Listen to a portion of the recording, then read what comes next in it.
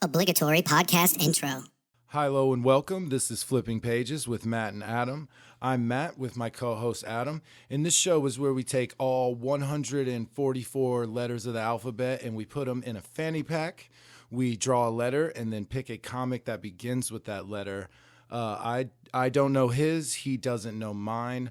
Spoilers ahead for everything in life. From the beginning to the end. Sorry. You said that once, and I thought it was really funny. All right, so I got, what did I get? I got J. Really hard.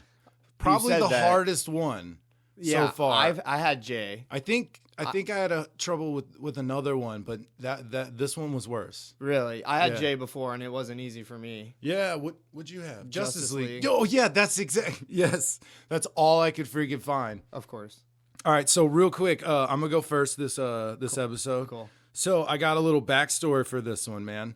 So I've started another podcast before. I tried one out with friends of mine and my wife, and so on this episode, we had a little segment of what have you been up to, what are you doing type stuff, right? And I was I said this on the episode. I was like, all right, so I've been reading Invincible.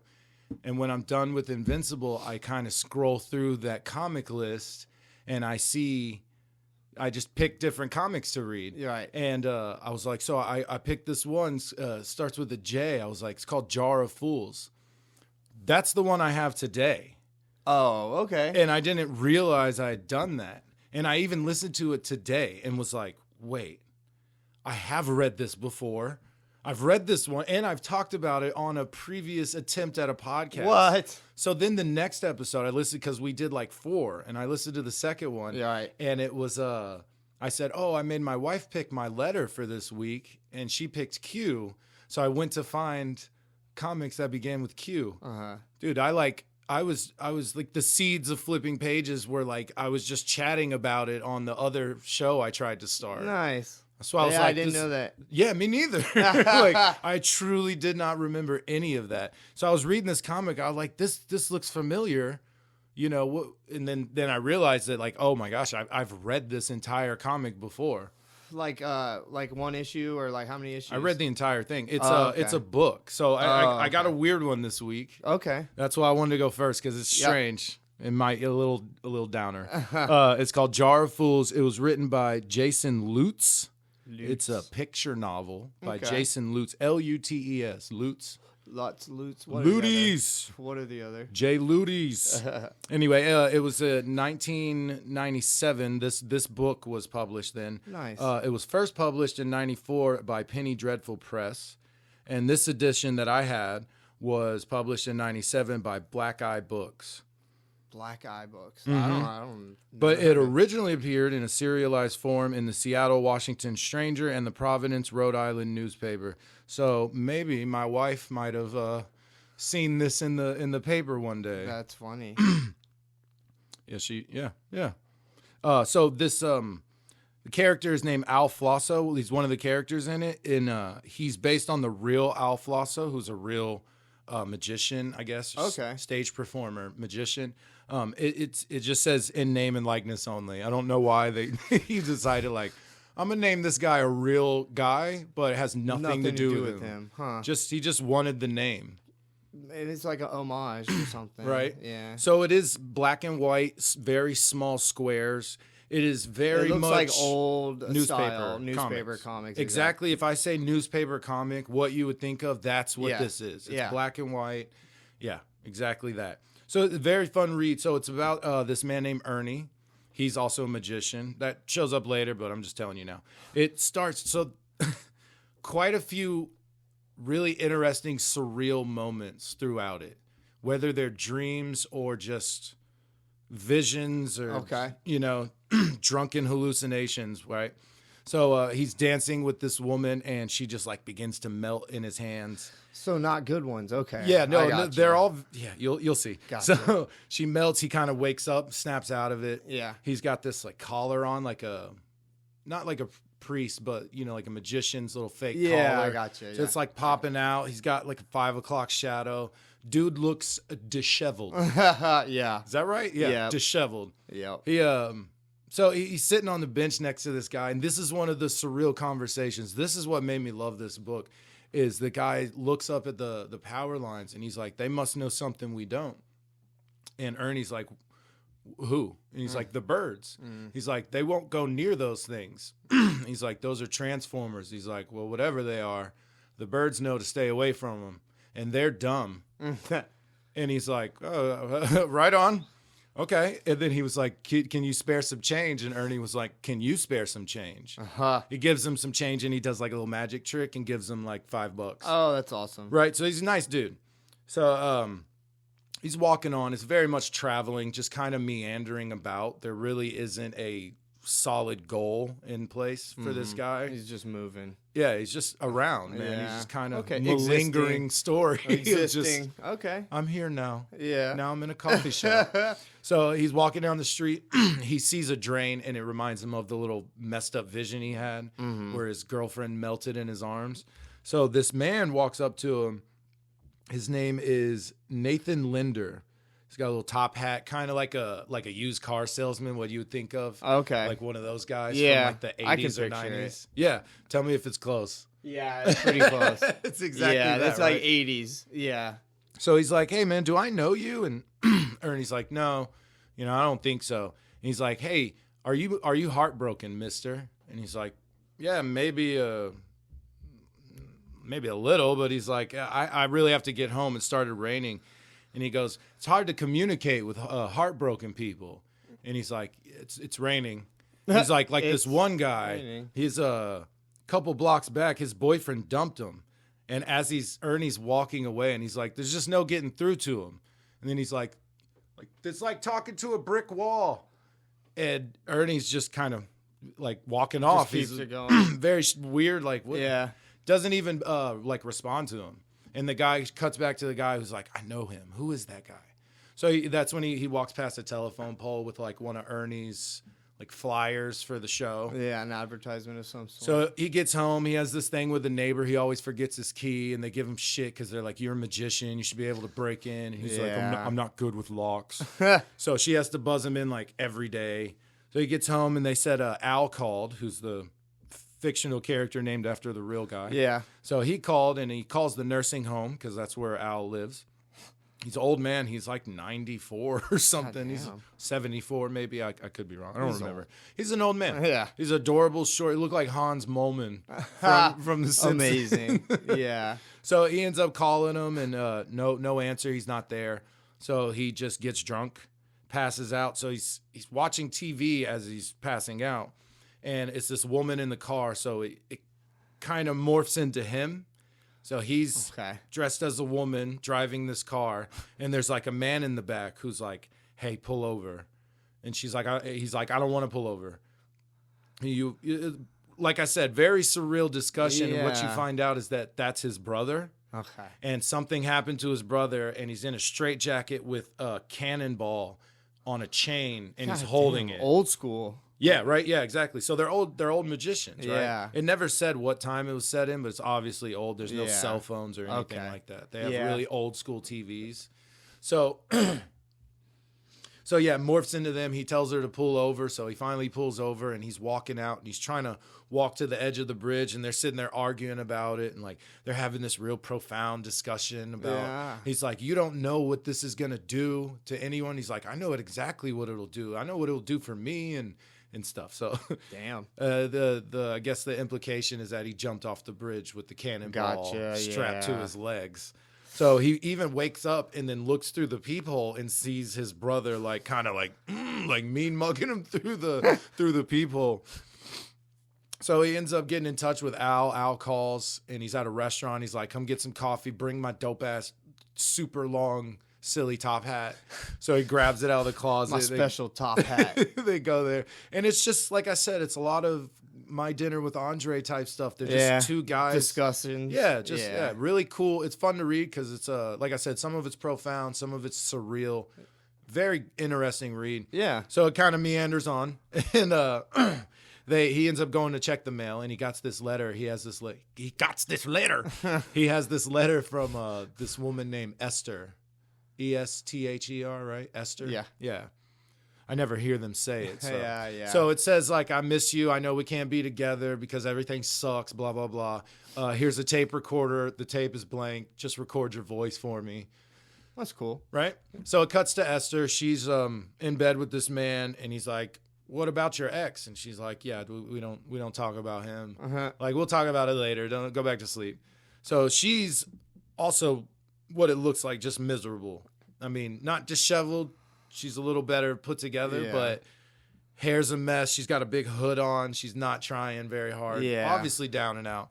She comes across the bridge that they stopped at in the dream. Yeah. And there's a man standing at it. And she's like, hey, you okay? And he's like, oh, yeah, no, not that. Do you know a guy jumped off this bridge wearing a straitjacket and a cannonball? And she was like, yeah, I dated his brother. And he's like, man, why did he do it? So there's another surreal kind of profound discussion they're having about, well, this man devised a plan to take himself out of the equation, right? Yeah. So to speak, without leaving any ripples. If it's a magic trick and he messes up, no one's going to question it. No one's looking into his life. No one's interviewing mom or brother to say, what's wrong with Howard? Why did Howard do this? They went, oh, poor guy. Yeah. Magic trick fucked up and now he's dead. Oh. So no ripples. Yeah. And that's what they're talking about. And he's like, oh, that's fucking heavy. So she's like, I got to go. Are you good? And he's like, nah, I'm not. I'm fine. I got to go to work and shit. So she goes to the coffee shop. Oh, and real quick, they're talking about karma. Like about how karma isn't, if you do a good thing, it's adding. And if you do a bad thing, it's subtracting. It's not like a sum total. It's not like a total of all your good and bad deeds. It just happens. Karma is. Okay. And it's more in place because of these other things that pushed it into existence. It's not because you stole money.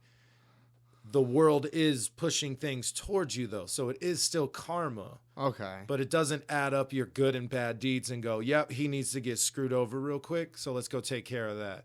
That's what they're saying, basically. Good actions are additive. Bad actions are subtractive, and your subtotal at one life end determines whether you'll be reincarnated on a higher or lower rung. The object being to get to the top of the ladder. And they're like, what's wrong with staying just on the ladder and just no ripples, right? Gotcha. That's what they keep coming back to. So she bounces, leaves that guy just kind of staring at the water. Like, the dude's like, damn, he's got to go sell radios now. Yeah, like, he was fine a minute ago. I bet you he's going to be trying to talk about that to everyone. Hey, bro, you ever think, like, give me the remote so I can get out of here? Yeah, like, holy shit. Oh, man, listen what I heard today. Uh-huh. No, so she's at the coffee shop. That's where she works. She's miserable. She's having daydreams of punching customers in the face. Of course. And they're just like, what's going on? So her boyfriend calls, and he's like, what? You know, you're so weird and just out there, and you disappear when you don't want to deal with things. And he's like, if you don't come back, it's over. And she just kind of hangs up on him. She's over it. Yeah. So it goes back to Al and Ernie. And Al keeps getting him confused with his old magician buddy. So he's seeing, well, not seeing, but he's talking about this Ziska and King, the burlesque magicians. And then Ed Estes, the equilibriist, he goes, see, Ed's holding a card right there, right? Yup. So he goes, we were really close, and it shows him holding the same card. And he was like, especially me and Eddie. So I think they were beating cheeks, right? Yeah, probably. So probably in love, right? Yeah. Sweet old man love. Yeah. It's adorable. Adorable. Right? So this poor guy's like waking up in the middle of the night.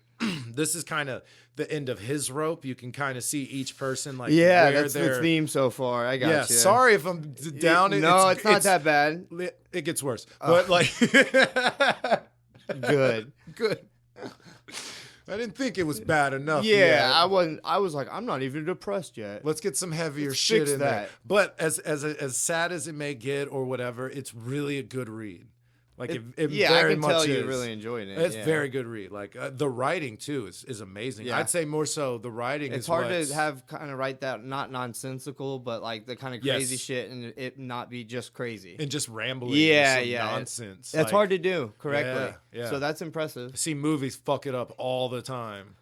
It's like you Constantly. think that kid doing that voice is like, eerie and no, it's stupid. No. Shut the fuck up. It's cliche and dumb. He's 6 years old. He has no idea what's going on. Anyway, so yeah, this guy's having bad dreams. He's like in his sleep, waking up, being like, Eddie, come on down, man. We're having a great time. So this poor guy. Yeah. So then it cuts to another dream of, I'm guessing the way it's framed, it's Esther's dream. She's in bed with Ernie. Okay. They were obviously, the exes. Sorry, I mentioned that. And they end up smushing, right? Uh-huh. So while she's on top, she looks over and sees Howard, the dead brother, laying there in the straitjacket with the cannonball. Damn. Yeah, so he says some real kind of cryptic shit. And then she wakes up, right? So it's a lot of that, right? Yeah. Cuts to Esther in the coffee shop, and you remember that Nathan Linder dude, the second weird conversation he had? I do, actually. This guy comes into I've been paying attention. Nice. Thanks, man. No problem. He comes in, kind of swindles her, like, oh, wait, did I give you a 10 here? Give me that back. Here's 6. The quick, the confidence. So she's kind of like, wait, hold up. This dude screwed me over. So she like jumps the counter, runs out there. She's chasing him. He gets in the car with his daughter, and he's like, we got to go, sweetie. Damn. So they take off. And as she's chasing him, these two guys go, check her out, built like a brick shit house. And she punches the fuck out of this dude. Like as she's running, she's just like, well, she stops, and then he says it, and then she just clocks him. Nice. Like, I don't think he was even looking at her. So he got her. She got him like, which is even worse. That's, it's bad. He's like looking at his homie right there, and then she's like coming across it's bad. So she ends up like messing up her hand, and that dude is out, like out of it. So it cuts to Nathan Linder in the car with the daughter, and she's like, oh shit, she just punched someone. And he's like, damn, glad we got the hell out of there. He's like, that bitch was serious. Yeah, so they bounce. And cuts back to Ernie and Al. He's like trying to learn a new trick. They're trying to start a show. They're like, Al's kind of encouraging Ernie to like practice, and they're like working on his routine. He's like pulling $1 out of an egg and stuff. So like some cool tricks. Yeah. But he's just not funny. He's trying to make jokes, and like Al's getting like caught up. Like, wait, what? What was that? And he like does the trick like ta-da, and he's like, no, what the hell did you just say? So it's not good at the showmanship necessarily. And Al's just catching him on it. Like, yeah, you got the trick. The trick's fine. It's the presentation. How do you when you got to trick them. Magician's like way more. That's more important to a magician than the trick itself usually. Right? It's more the show. Yeah. The trick is the moment, but everything else is presentation. Everybody can learn the trick, but to actually be a showman's different. Yeah, very, very different. I can go play a song on stage, but it was weird to actually be a performer. It's different. Yeah. You know? Oh, yeah. I played 4-hour shows and had to keep you guys entertained. And like tried, but anyway, it's difficult, man. Yeah, it really is. It is. So they're working on a routine. He ends up Al goes off on Ernie. And he's like, this is why the other night you messed up, Eddie. And he's like, yo, he's like, you were doing good till you made that Dalai Lama joke and everyone got pissed off. And he's like, I'm Ernie. Yeah. I'm not Eddie. Yeah. And the old man gets upset and he leaves. So as he's walking around, Ernie is on the roof, the main character. Mm-hmm. He's on the roof kind of pondering, and he sees does that a lot. he sees the Long Acres retirement home.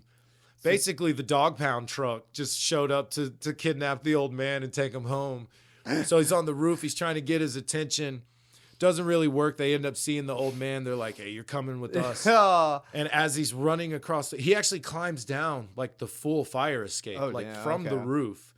So he's like genuinely cares about this man. It's his mentor. Yeah. Only kind of parental figure I think he has. They never mention the mom and dad. Yeah. And the brother's obviously fucking dead. So yeah, he's got no one but Al and Esther, the girl. Yeah. So as he's running across the street to get Al, Nathan Linder pulls up in front of him in the car with his daughter. Okay. He's like, hey, I got a proposition for you.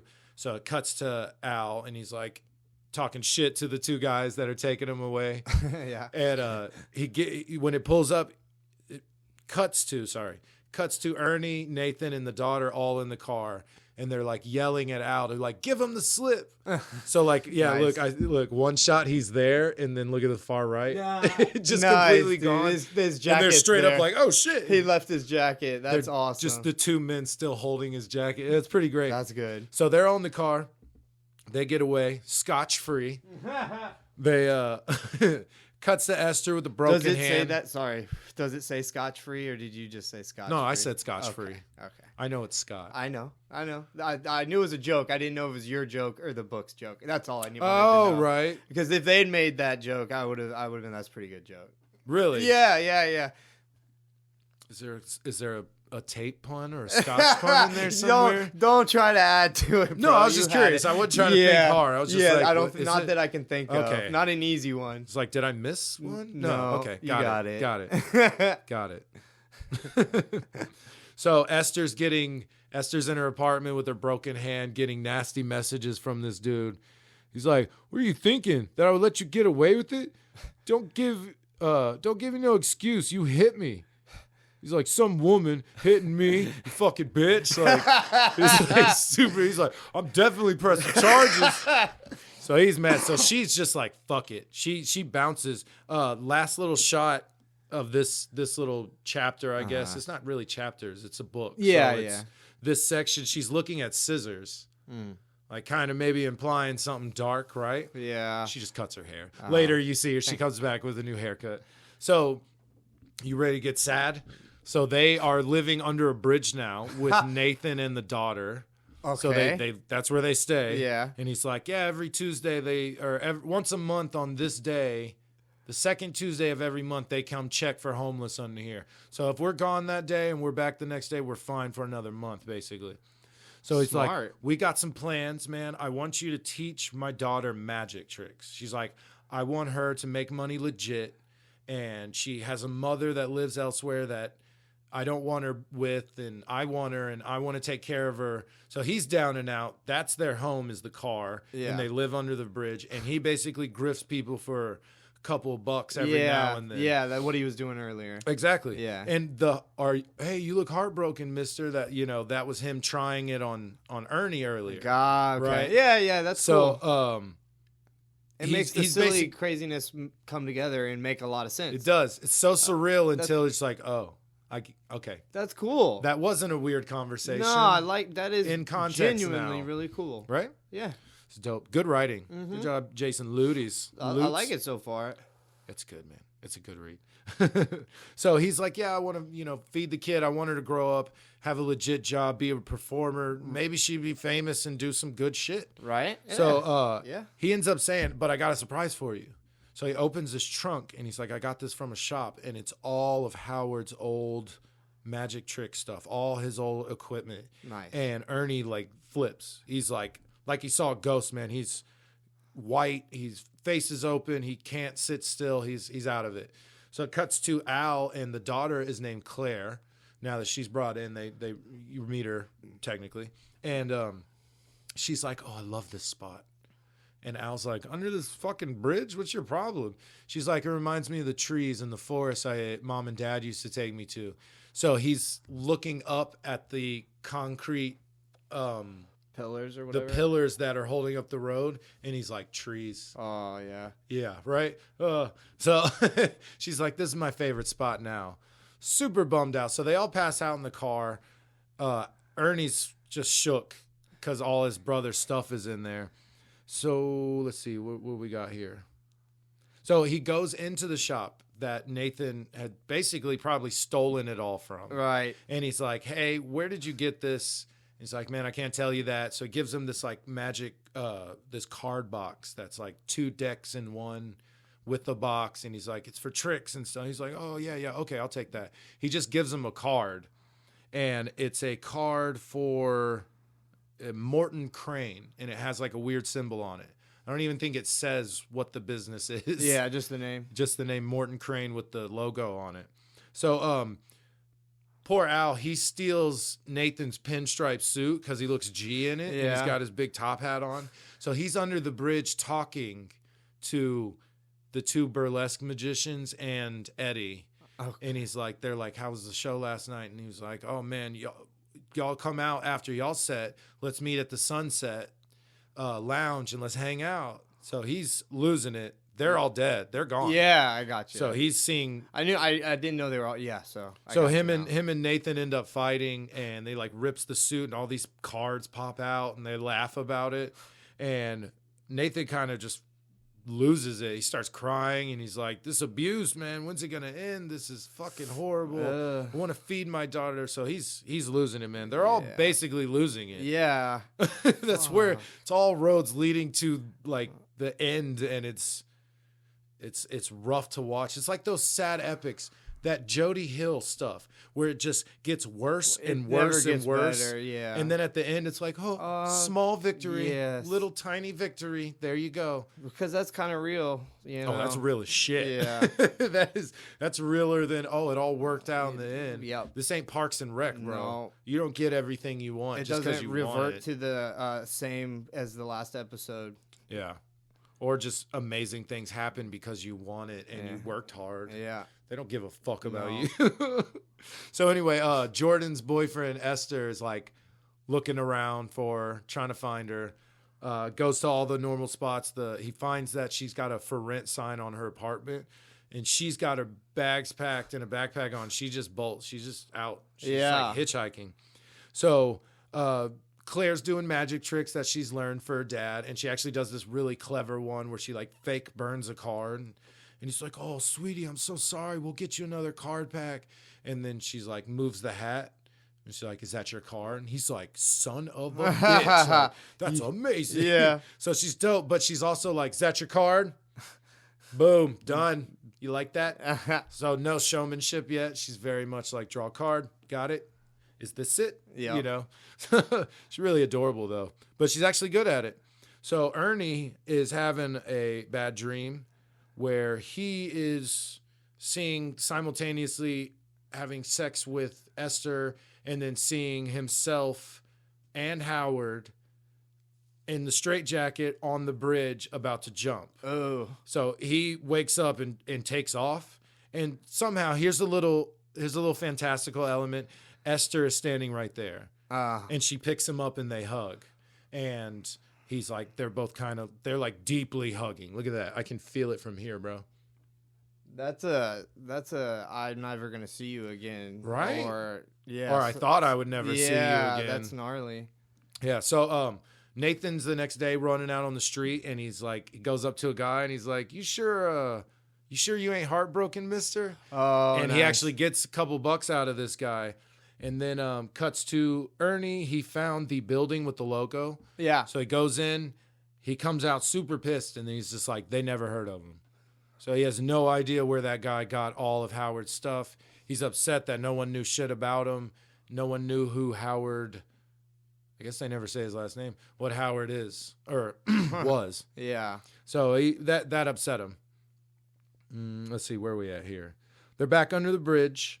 Nathan seems to be learning a little humility, right? Okay. He sees it's Esther, and he's like, "Oh, you're the chick that I scammed at the coffee shop." And he's like, "Yeah, I'm sorry about that." And she kind of sees the daughter and is like, "Okay, I get it. It's rough." Yep. So, Al hears it, and he's got a smile on his face, like, "Oh, this dude's getting better." Because Al's been talking mad shit to Nathan the whole time. He's just like, "You're a piece of shit, bro." Like.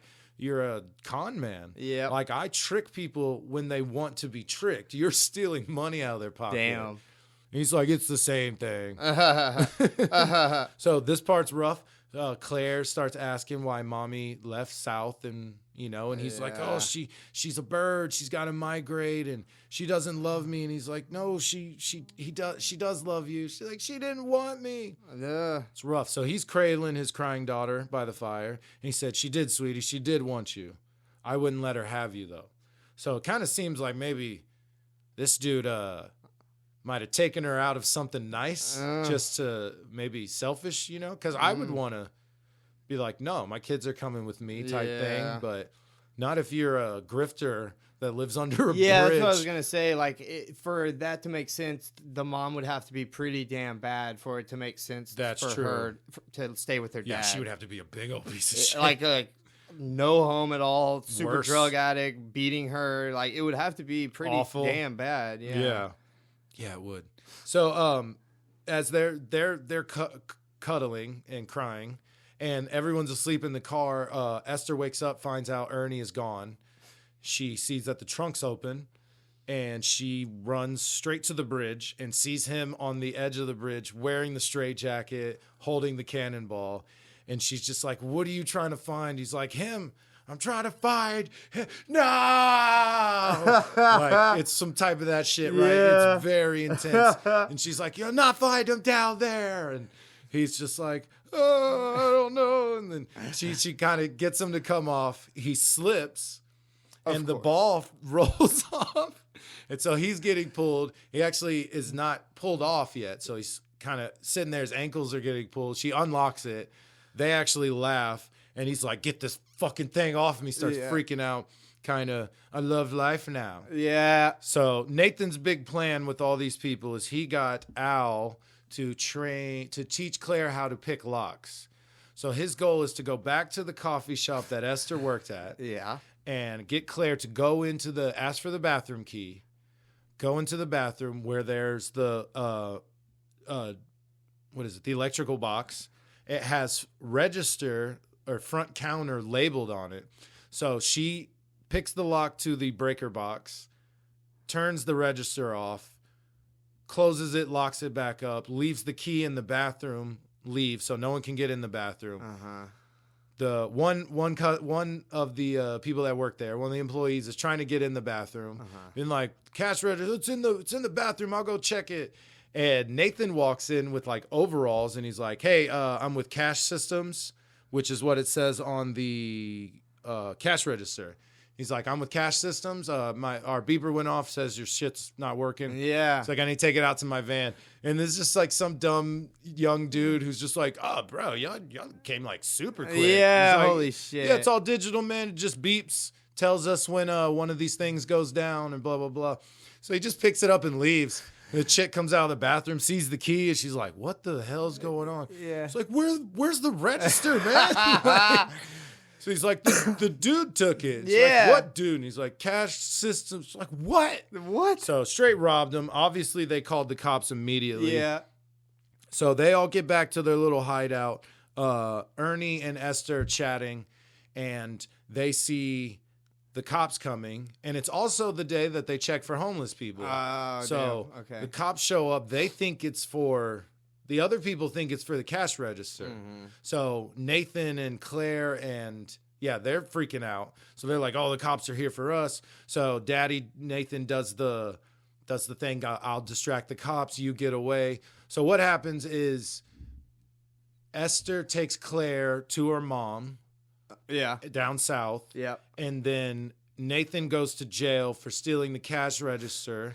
He throws it at the cops and is like raining money on him as he gets put in jail or gets handcuffed and thrown in the cop car. Yep. Ernie and Al are just like, well, that was crazy. Let's go work on our magic show. Yeah. So they still have a house. Like, I guess technically they were just hiding because of the nursing home guys. Yeah. They didn't want them. So they still have a place to go back to technically. Okay. Right? Yeah. And so Claire's going to get to go see her mom. So like I said, who's probably better. They didn't say otherwise, so I hope so. I feel like Esther's the type of chick that'd be like, sees a drug addict mom Wouldn't and be notice like, and oh, be hell like, no. no. She'd Yeah. probably punch her and then leave. A lot. Yeah, she sounds like she would. She totally That's would. awesome. So maybe she'll come back to Ernie, because if he can get his magic show going and get his girl back, it'd probably be all right for him. Yeah, you need to even out. But it is one of those downward slopes, down, down, down. Oh, here's a little bit up right there, and then that's... You got a little meadow. I guess the whole point would be hope. They were all at the end of their rope, and now there's a tiny glimmer of light that they can see. Yeah. It's not as bad as it was. Nathan is getting his daughter to his mother. Yeah. He's going to jail because he's kind of a grifting piece of shit. Yeah. They're going to work on their magic show. He might get his girl back. She's She might have a warrant out for her arrest, honestly. If you think of it, she probably does. Probably. Yeah, she definitely has a warrant out because he called the cops, for sure. So she put her shit up for rent and bolted. Yeah, that's right. She got out of there as fast as possible. They all kind of congregated at that bridge, so they probably live within like 3 or 4 blocks of each other. Funny.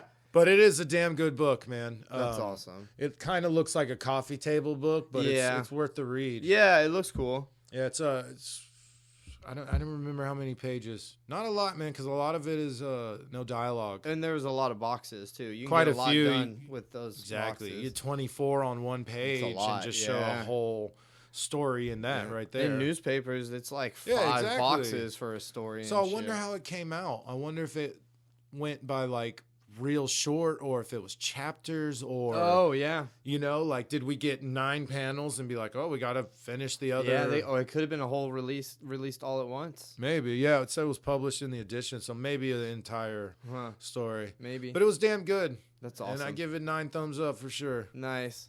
It was sad as shit though, so if you're not ready for that, don't get in there. I mean, like, I tried to clean it up, not make it so like here's the bullet points, but yeah, if you read it, it tugs on your heartstrings, man. Yeah, because that's good writing. Look, if I'm mad at you in a movie, you're doing good. Yeah. If I hate a character in a comic book, they're doing great. Yep. Like that's like the definition of like good acting or good writing. Good writing, exactly. Yeah. I hate this guy, or I really like this guy. Yep. Yeah, you meant to. Yeah. So yeah, it's good though. Great book. If you find it, pick it up for sure. I will. Not.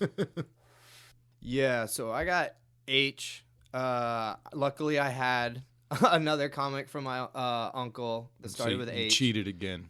That's what you did. You cheated. No, whatever. Just come right out and say it. Whatever. I'm just playing. You lucky, actually. Yeah, I did. So it's by Boom Comics. It's called Hypernaturals. So I just super quick story. I read this comic book and I got about 5 pages from the end and I realized I've read this comic book before. So we both did We literally both did it. Very weird. That is super weird. Weird things like that have happened a few times, so that's kind of strange. Probably because we're twin brothers, identical twin brothers. Secret twin brothers. I forgot. You can see us, the pictures of us. You can go check them obvious. out. Yeah. It's so we don't obvious. have to point it out. They know. Everything exactly the same. Yeah, pretty they much. can tell. They can see it. Yeah. You'll see. So I don't remember anything about this book except for like a character from it. So luckily I'm character. Yeah. It was my favorite character and he's in it barely. So I'll just tell you his name is Sublime, which I love. That's a dope ass bad guy name. We got good superhero names. Oh for yeah, this one? finally. Yeah. Good. So I put down their superhero names because they were actually good. That's funny. And they're actual superheroes? Yeah. So like okay, so this world, the Hypernaturals world is, they don't say for sure, but what they started is the year 100 AQ, meaning the reason that AQ is Anno Quantinium, and that's an AI. Yeah, duh. That's an AI that reached singularity, so became self-aware and became like a god basically. And people were like, cool, and the AI was not there to eradicate us, but try to help us and make our lives way better. And we expanded to millions of worlds. We can travel almost instantly between worlds with a teleportation. So is this not our world at all? Or you could say it's our world in a way future. Like it used to be our world? Maybe? At some point it was like this maybe. Yeah, I would say, because there's a lot of analogs that are still so our world. We can forget about when it happened in their existence. Yeah, who knows? Okay, yeah. It's like so they pretty much almost anything they talk about happens after the singularity. They don't even so far haven't even mentioned anything that happened before. The singularity? Yeah, that's that 100 years ago from the time of this story. Okay. The AI reached singularity and became the god of humans. Okay. Which allowed us to expand into thousands of worlds at least and instantly travel between them. We have trillions and trillions of humans throughout the system. And there's aliens too, because obviously if we can travel everywhere. We're just kicking it with we them? run around. Yeah, we're in really good cool. really nice with the aliens. They're like, obviously they like live with us and we live on their planets. So it's like it doesn't even seem like there's racism between like speciesism between the aliens and stuff. Right. They're like hella cool. So this world is explained as a utopia. So from every outward appearance, it is a utopia. Mm-hmm. Like we don't see anybody suffering. We don't see anybody that's even like poor, really. The AI really optimized everything. Everybody's got something to do. Even so they show a super broke guy who's an alcoholic and doesn't do anything ever, and he's got a room. Mm-hmm. You know what I mean? He doesn't work or anything. He's got a room and whatnot. Oh, no, he does work. I'm sorry. But so they do He's the town drunk. Well, he's an ex-superhero.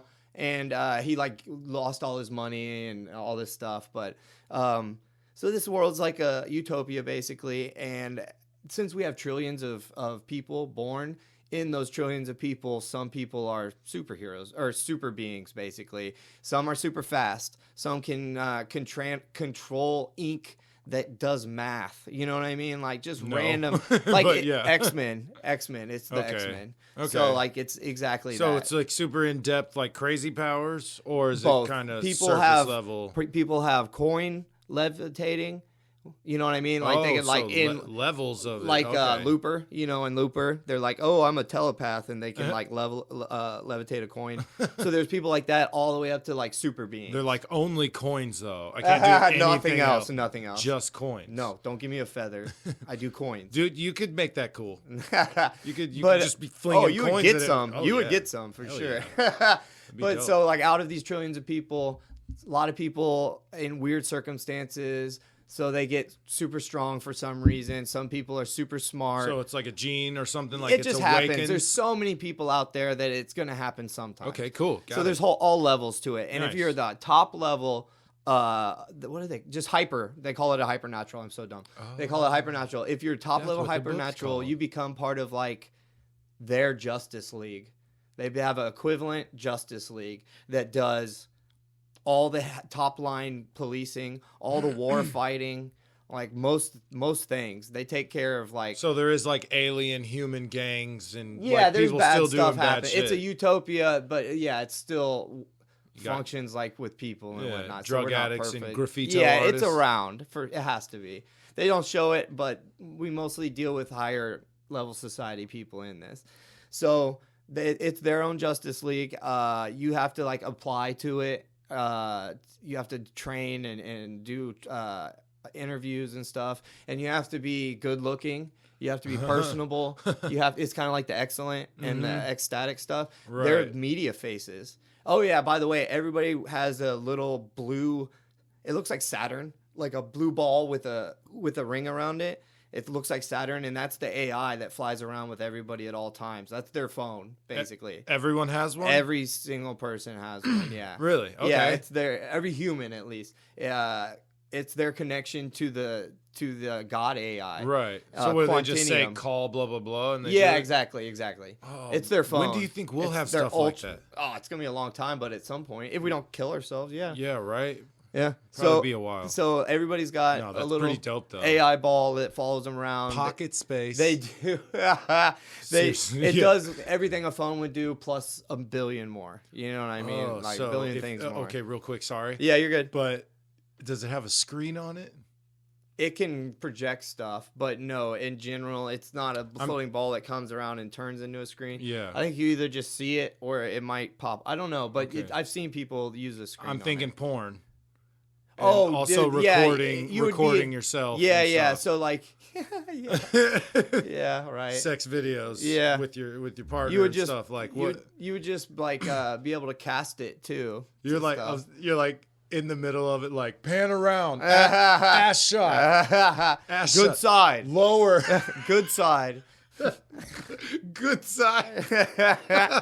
Come back around to my face. There you go. Stay there. There. Go. Stay there. Now at her. Back to me. Back to me. Sorry. You're good. So, the AI controls like what everybody does. I already said that, whatever. So let's hop into the story. It's from the point of view of a woman. From a woman named Krina Hirsch. Her superhero name was Bewilder. She was a couple teams ago. So every team lasts 5 years. It's a 5-year term, and it's like a class. So every 5 years, you have to retry out, even if you're part of the team, and other people try out, and they rotate people through. So just because you were on the team doesn't guarantee you're going to be on it. Okay. Yep. For 5 years, though, you were guaranteed. Right. And then after that 5, you got to re-sign. Yep.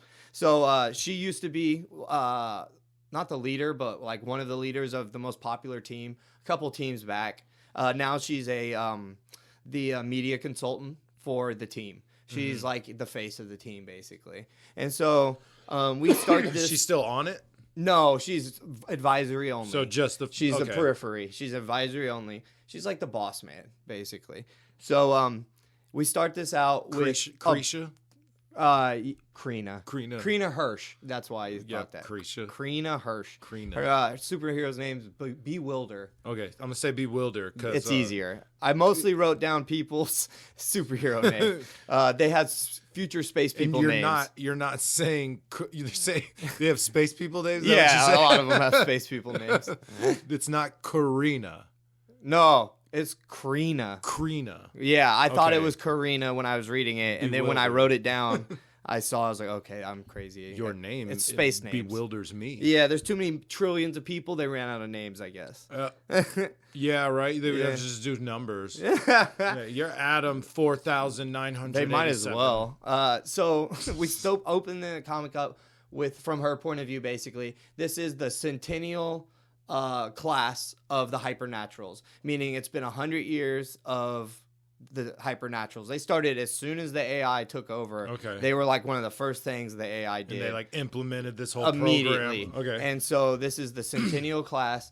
So it's every 5. So they have had 20 something classes. They're just 20 classes. 5 times 20. Yeah, they've had 20 classes throughout the time, and this is a brand new class that we're introduced to. This is their first friggin' mission. Their leader is Magnetar. They got a guy called Muscle Wire, who is a big congruence of metal wires, and that's it. He doesn't have like an actual body. He is metal like wires. Weird. In the shape of a person. Okay, really weird. I wasn't even I was just a fence. He is a person though. That I should be clear about that. Yeah, that sucks. Yeah, he was like, oh, he's so funny and nice and stuff, but he's a bundle of wires. The poor guy. His mutation sucks ass. Oh, he doesn't have a face even. There's not even like a space for eyes. It's literally bundles of wire. He can't use his Saturn camera to beat it. He can't do anything fun. He can't do anything fun. That's awful. Wires. Okay, sorry. Yeah, okay. And then we got Ego and Id, which is a big robot body with somebody's brain strapped to it. Oh, cool. So they call it's 2 people, even though it is just 1 person. It's weird. And then we got Clone 46, which is a line of super clones they made, like almost at the beginning. And they have like powers that they transfer from one clone to the next. So like healing and memories of the other clones. So like if you were an expert of something, the next ones will know. So it's really useful, good for tactics, and he's like a leader type guy. Yeah, but he looks like a beefier Wolverine is the best way to describe it. They show him as very short and extremely wide and extremely hairy. And how do they clone him? They don't get into details in this. I know they're going to because he's one of the main characters. Right. But it's like kind of magical too, because like I said, the power passes from one clone to the next. Not when they die, but when they go into being on the Hypernaturals team. So the other guy's not dead. He just can't use he doesn't have access to those powers anymore, is how he describes it. Weird. So there's a bunch of these dudes just powerless walking around, all wide. There's not 46 of them walking around because most of them die and whatnot. Oh, okay, right. Yeah, there's a few of them at least. That's funny. So we Clone 46, Astromancer, Cobalt Blue, Half Shell, and Thinkwell. Oh no, that's the old team. The Thinkwell's on the old team, my bad. So the Cobalt Blue and the Half Shell are all new people. Except for Cobalt, he's the only returning member, my bad, from the last series. So this is their first mission. They go on their first mission to some crazy shenanigans. The Bewilder is like, hey guys, y'all need to come together. You're going for your first mission. So they like boom tubed them. So like teleported them right there. They showed up, no more contact. No more contact from that planet. No more contact from the Hypernaturals. I have no idea what happened to them right away. They disappear on their first mission. And everybody like knows about it because they're famous and they're like live stream basically, yeah. Right? And so they get cut off, so people are instantly like, "What's going on?" They're dead, right? And the Bewilder's like, "No, we just having a communication error, whatever." So that's how it starts out. It's a really cool start. It's a big bombastic beginning. So what happens is, to the next part is Karina Hirsch is trying to find somebody, any Hypernaturals that she can get to help her try to either go figure out what happened, go avenge what happened, just deal with this problem. So like old ones that still have their powers. They're still around and stuff. Yeah, because the clone dude's the only one that power Right. thing. That's what. Yeah. Okay. So she calls up the clone dude, of course. She calls up this cool guy. His called Thinkwell is his superhero name, and I think you would pronounce his real name Poole Anderson. Something like that. That's why I'm trying to do the call superhero. Me Poole. Yeah, he does. Somebody calls him Thinkwell, and he says, "Please call me Poole." Oh.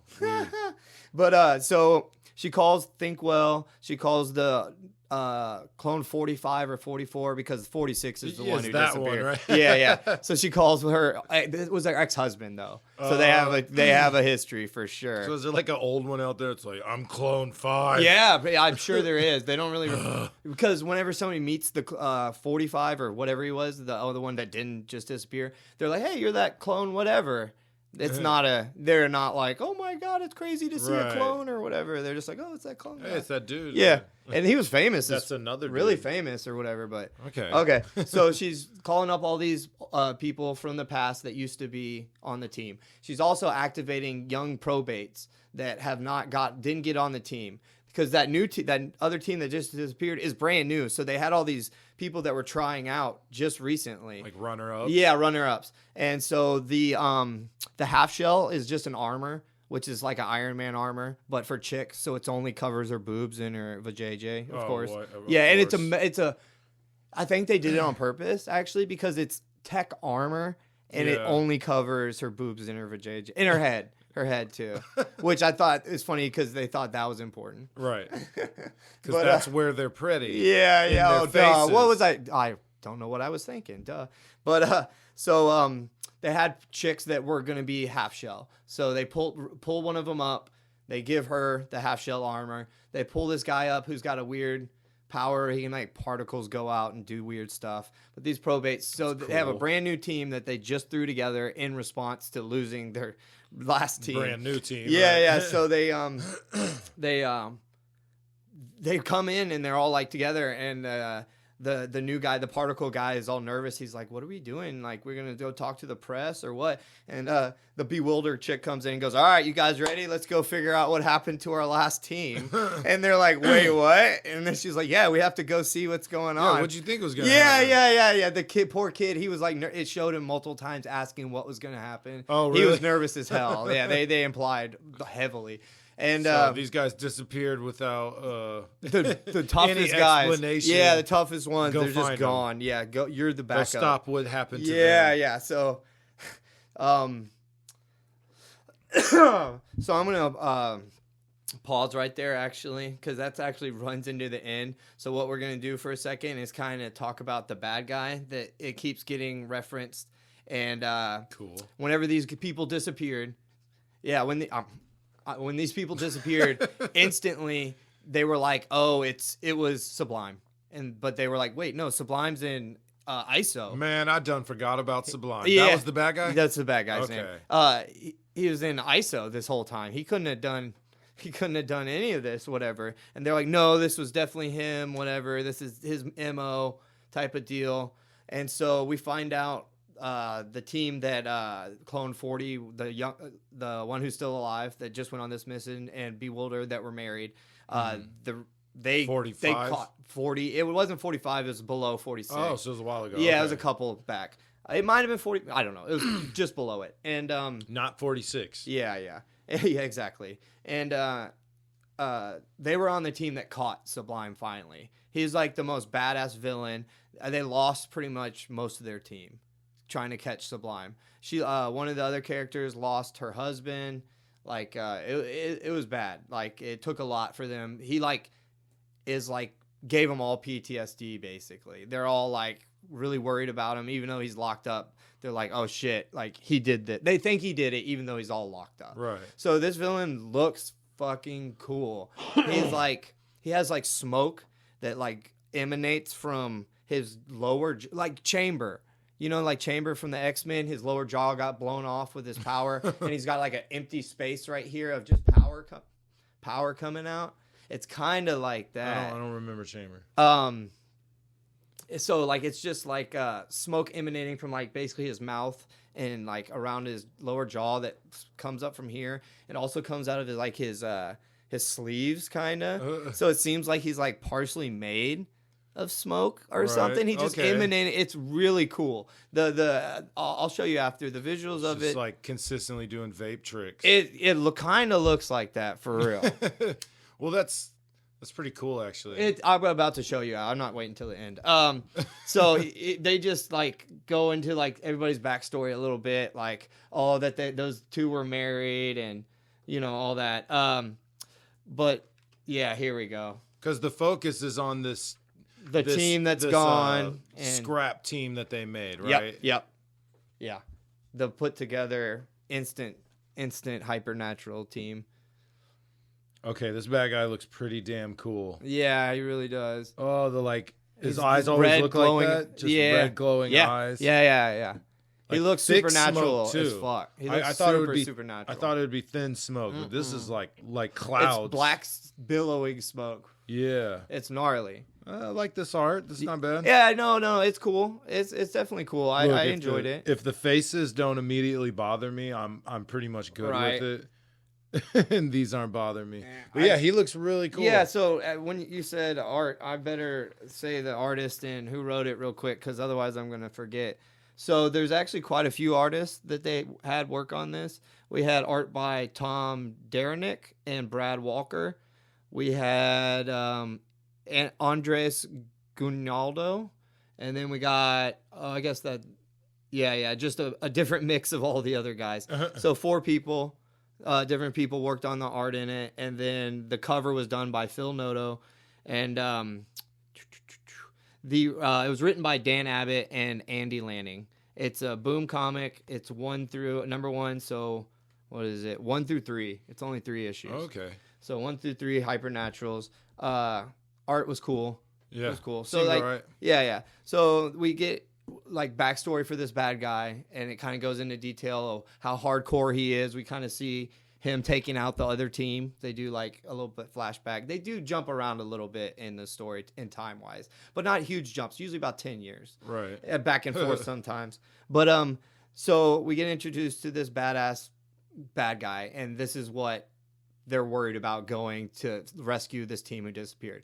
So now that, like I said, they were jumping to where the last team disappeared. I'm picking back where I left off. They jumped to this planet. It got 1.5 billion people that live on the planet. So they consider that highly populated. Yeah. And as soon as they get there, the particle guy sends out particles to look for anything. He's just scanning and he goes, there's nobody alive here and there's nobody dead. I don't see any bodies. I don't see anything. What's going on, whatever. And then the planet's kind of scarred up a little bit, and they go like, what is that? Figure that out. What are all these scars? So he scans the scars on the planet, and it's Sublime's fingerprint on the scale of a continent pushed into the side of the planet. Oh, what? Yeah. So they go, oh my God, it's his fingerprints are literally all over this. It's his fingerprint the size of, more than a continent, like a quarter of the planet size. Right. Huge. Planet, yeah, you couldn't tell it was what it was unless you were way out in space. That's how big it was. In space, it would look like handprints? It would look like one thumbprint on it. One thumbprint taking up. How'd he do that? Yeah, right? So like he's like super powerful. He's got all sorts of crazy stuff. I know they tell you exactly what he's got, but it's like reality manipulation and just does some telekinesis and stuff. He's just super powerful. Yeah. And like really good at messing with people's mind. He can like influence you with his mind. Stuff. Normal bad guy powers. Right. Okay, so Now one of them goes, his fingerprints are all over it. And the new guy goes, whose fingerprints? And the other new person says Sublime's name. And then the guy goes, don't. He tried to stop him from saying his name.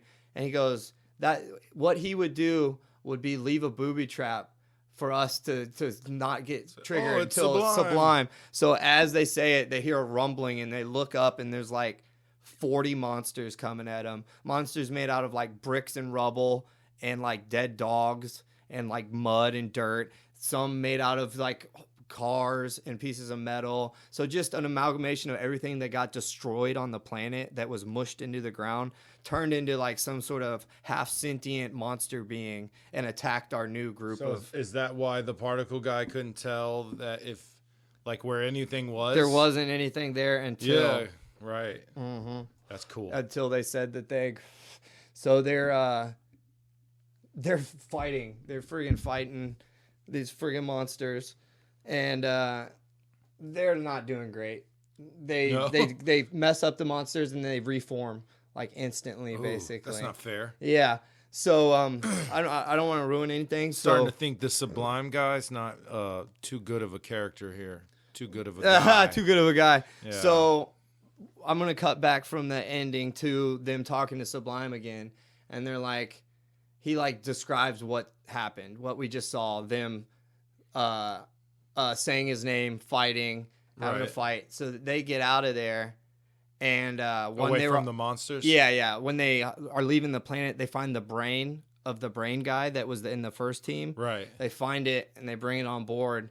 And Sublime, somebody's talking to Sublime. He was like, yeah, and explaining what he would have done, which was exactly what was happening. And he goes, and then I would have let him find a survivor because they would bring it right back into their own ship. And at that like exact moment, the brain guy grabs his new body and starts just destroying the ship. Holy shit. Yeah. So as far as the story, a little bit more happens. I usually just straight spoil it, but I really, truly want y'all to go read this. So it doesn't get completely resolved. Obviously, it's issues 1 through 3. It's just the beginning of something. It's just a little tease. I love the beginning of this. It genuinely is awesome. Yeah. You know how I went back and got another Witch Doctor because I wanted to read more Witch Doctor. Right. I'm 100% going to get more of the Hypernaturals. Nice. Yes, because I'm 99. I'm calling it right now because I didn't look it up. You saw my research.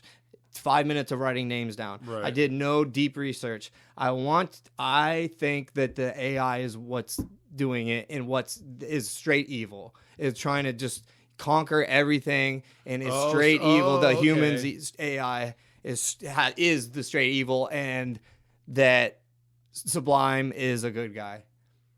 Right. He's the freedom fighter. Well, you said they were talking to him, so I was like, it kind of sounds like he was in jail. So it was almost like a scene out of Silence of the Lambs. They're trying to get information from the expert.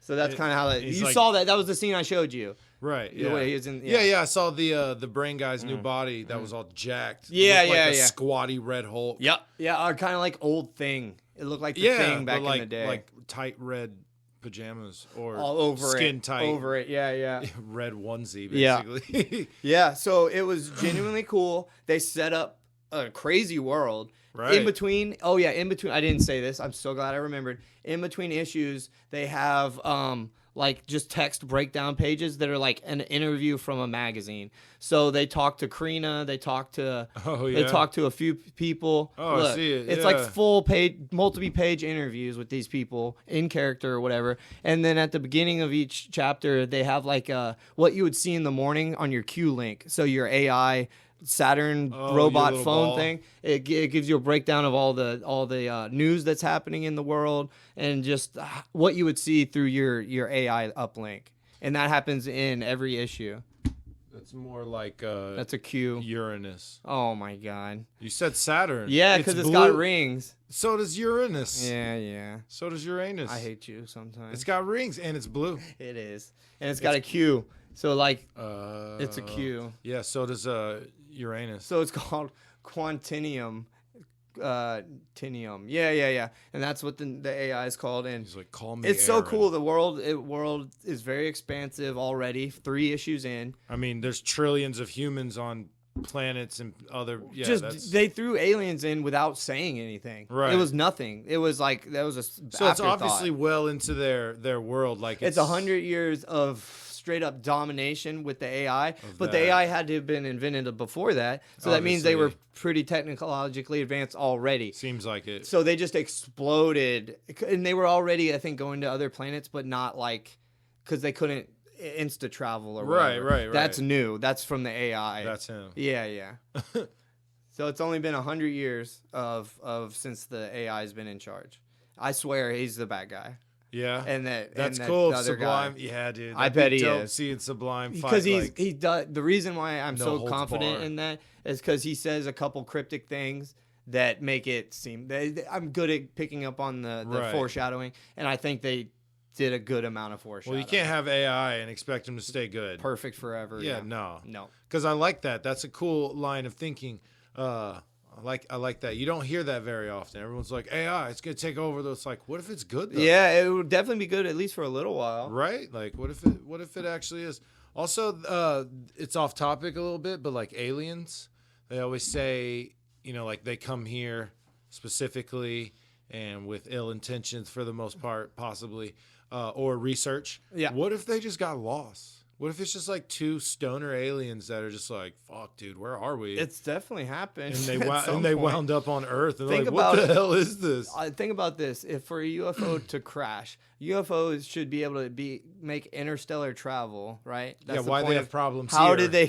How did they crash on our planet? They had to be drunk aliens. Or they had to come out of hyperspace at the wrong spot. Or they're arguing with their wives. Something. Or boyfriends, just violent fight inside the car. Yeah. And the ship, sorry. Somebody turned on the dome light. Oh, the dome light. The dome light in the instant spaceship. Crash. Dude, instant crash. They should have known. They didn't have dads. Dude. That's dadless behavior right there. Yeah, because that's illegal. You can't do that. They should have known better. Yeah, it's illegal. Cannot do that. But no, man, this one sounds dope. It genuinely is. I would definitely recommend it. I hope you get more so I can read them. Yeah, and I might actually read this one. Yeah, you get busy though. I know. Maybe okay, check it out. Maybe we'll read this one. And then we'll read the next one and do that with 100 years of continuity. That could work. So Adam and I have been discussing like a not a new show, but a second episode type. Extra. Just something extra. Just an extra episode for weekly release where we read the same comic. Yeah. And then discuss it. So we thought that might be a cool idea that we and possibly kind of lean more into the mainstream. I felt like because that's what the 100 years of continuity right, is and those implying. are harder to break down by yourself. Yeah, if there's two of us talking about 3 to 5 issues, it'd be easier to cover. Exactly. Yeah, we could do it pretty quickly. Yeah, I think this one would be cool to do as the first one though. So that's I'd almost say second book. I'd almost say not though, because this is almost the opposite of 100 years of continuity. Fuck you. This is. It's literally 100 years. It's the like AI. It's literally. What year? Nah, well, I get what you mean. Yeah. I just thought this one was cool. But it is. I'd love you to read it either way. Right. We can do some mainstream. It was originally stuff. published in 2013. Oh, okay. So they've definitely had time. They've definitely had time. They better have. Break it. Yeah. All right. So you ready to fight? I am. You ready to fight? All right. It's going down. We're 4-4. Tied up. Yep. Let's go. What are we doing? Oh, real quick. I found out how to make a filter so we can take all our characters from each comic we read and add our own characters from the books we read into a filter. So we can pick between Marvel, DC, Toons, video games, or our comic characters. Yes, I think it's a great idea. So this segment is Matt versus Adam. We take a random character generator. We see who we get, and we see who would win in a fight between each other. And like I said, we have Marvel, DC, Toons, and video games. We've only done video games once. That one wouldn't be bad. I wouldn't mind doing a video game. Okay, let's just do straight video games here. We have only done it once? Yep. We did it once for sure. Was it Duke Nukem? It was Nukem versus Dante. Dante. Yeah. Oh, man. Whoa. All right. Let me see. I kind of want to lie. No, I'm kind of a badass. I got Joel from Last of Us. Okay.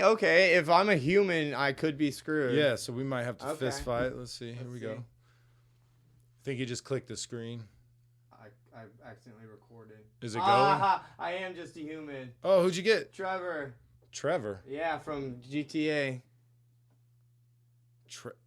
The crazy one from the GTA 5. Oh, shit. Okay. Yeah. So we got Trevor versus Joel. All right. Bro, holy crap. Here we go. Trevor, you're insane. Absolutely insane. Like fighting at the drop of a hat. Instantly. Throw someone Shooting, off the just bridge. Killing people. Yeah, I was going to say straight murder in broad daylight. Yep. I think I'm a little more calculated. Yeah. Right? Yeah. Okay. Yeah. Did you play Last of Us? I did, actually. Okay, so tell me about him. Tell me about sneaky. me. He's a sneaky dude. That's his main thing that you're doing in Last of Us. You're sneaking around. There's clickers, which aka zombies everywhere. They usually can't see. So what you're doing is walking in a crouch silently and hiding behind cabinets and shelves and windows and whatever, and throwing things over it and distracting the zombies is your main tactic. Your main tactic is not shooting. It's not stabbing. Am I good with combat, though? Yes, that's what I was going to get to. So, like, you're mainly a sneaky deaky type of guy. And what did you call me? And he's really good, like, at all combat. He can use a shiv to kill zombies and then kill real people. Kung Fu? Kung Fu. You said all combat. Oh. I don't think there's any more Kung Fu lessons at the end of the earth anymore. He could have found a book like Splinter. I guess he was old and around before the fall and stuff, so I guess he could have done Kung Fu. Okay, a stupid joke. I know what you mean, though. So but yes, I'm a scrapper. He's really good at all of it. He can make stuff too, like make his own weapons, like make bullets and stuff. Like, okay. So he's actually pretty badass. Clever, quiet, he's good at resourceful. shooting. So I'm like the run in, shoot you, a million times with a machine gun, and you're like the sneak up on me when I'm driving or something and assassinate me type of guy. Right. Do we know about anything with Trevor's past? Like, I know he robbed banks. Yeah, so like... But was he in the military at all? Or is he just some crazy fuck from the trailer park his whole life? Because he's obviously a meth head. Yeah, I feel like my bullets aren't going to work on you already. I thought it was... I think he was military, actually. But he's like crazy as hell, but you like find out he's like actually super nice and whatnot in a lot of ways. Yeah, he's cool, but like he's insane when who knows, man, there's no rhyme or reason to his when he freaks out on people. No, that's his problem for sure. Yeah. If he was controlled crazy, that would be fine. Not a problem. But okay, so this is a bar fight, right? Is this all fists or we usually say they don't have extra stuff, right? Okay, but we don't. Yeah. So no guns. So like Thanos wouldn't have the glove, but right. So, but I guess the guns wouldn't come with either one of us. Or we both have guns or whatever. Okay, so I was thinking you're in a rage. Remember he does his rage in the game? Yeah. So you're in a rage. I'm down the street. I want to stop you. Uh-huh. You have to wait till my rage is over because I won't get hurt. You won't get hurt. So, but no, we can't. So in the Last of Us, like you have a low health pool. So like if we're going on like that sort of thing, you genuinely have a low health pool. That's why you're sneaking around most of the time. Yeah, in GTA you got the vest. GTA you can armor. get shot like a billion freaking times. Well, I mean, not necessarily. It's more realistic than it ever has been as far as the gunshots go. But yeah, you can get shot depending on the gun. In my rage, quite a few times, especially because that's like the point of it. Right. So, but if we went just straight, okay. So honestly, in my opinion, I think either way, guns or fist fight, you probably'd win. Probably, but I think. Well, see, guns though. What's the situation? I'm 2 out of 3. I'm 2 out of 3, so you're a third of the time. That's still not that bad. But in a gun situation, are we face to face in the street? Both really good with the gun, so I don't know how to quantify which one would be better. They're both. That's like both one of their like main strengths. So it's like if I had to sneak up on you, I would win. Yes. If we were in a straight gunfight in the street, 50, 20 yards away from each other. Cover. Oh, because he covers. Yeah, exactly. He has to use cover all the time. So yes, if there was no cover, I would 100% win every time. If you had tons of cover, just a regular street, cars parked on the side, mailboxes, all that shit. That's probably close to enough cover, actually. That's getting there. Right? So there's something. Getting there. It's getting there. So if I have cover, I'm good in a straight gunfight. I think you would be, actually. Yeah. I think I can take more bullets. You can. Than you, but I think you would be behind cover shooting me, so I wouldn't be able to hit you, really. But Trevor can just run up on you. Yeah. You also have like 1,000 guns in your back pocket. His feats are insane. He can pull out an RPG from nothing. From nothing, exactly. Yeah. Grenades. So, I would win unless it was a sneaky situation. Then I think you really would win. Which the metric we've always said is we just got food and we saw each other from across the street and it was on site. Yep. So that's no prep time, that's nothing. Either pulling guns out and blasting instantly. Right then and there. Yeah. Which in that case it would be you're tougher, can take more bullets. So but you gotta factor in possibly cover on the street. Yeah. But still, just the fact that you could take more bullets seems like you'd probably be the winner. I would win, because you can cover in GTA as well. Yeah, true. You can push that button and duck under. I just never did. I did. I always play sneaky. That's cool. So I say 2 out of 3, meaning I win most of the time. And a fist fight is definitely you. Yes. You got, like I said, and they can fist fight for a while on GTA. Yeah. Joel's good at it, but I kill monsters, bro. Yeah, kind of. Yeah, I mean, you do. But sneaky deaky, like I said, if you alert like 3 of them at a time, then they'll run and mob you. Oh, and then I'm done? You're done, okay. yeah. So how many of those are you? Right, yeah. That's what I mean, like 3 or more, probably. Yeah. So, all right. I don't mind giving this. My instinct is to say Trevor because he's absolutely It really would insane. be. I think so. I genuinely think so. You got the meth? Not just because it's mine, but for real, yeah.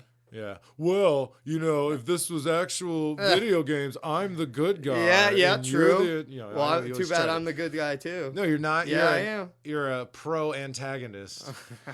You're a bad piece of shit, but you're the good guy. You're like Walter White. I end up being the most reliable one. Kind of, yeah. As long as you're loyal, that dude was like... He was super solid. Yeah, because remember at the end, they do the big mission of like... everyone has to go after each other's bad guy. Yeah. And he kills it it's you playing, but it's still really cool. Yeah. Yeah, he does end up being a good dude. Yeah. He's just fucking insane. He is just insane. So I'm a mild-mannered dude who had to learn to sneak and travel around this apocalyptic fungal fucking zombie land. Yeah. And you're just an insane trailer park meth head. I don't know if I would notice if it became a zombie apocalypse. Probably not. He'd be like, damn, the streets are looking nice these days. Not as many people out. Oh, you look sick. You need to go check that out. Yeah, look at this ugly bitch. And then you're gone. Yeah. And they try to attack you, you're killing them. It's like there's no cashiers in any of the stores. I can just walk out with whatever beer I want. Yeah, so I'll give that to you. Yeah, I win. I want to say Trevor. 5-4. 5. God damn it. 4-5. All right. I win. I'm coming back next week. I believe it. I don't. That was a lie. Fuck you.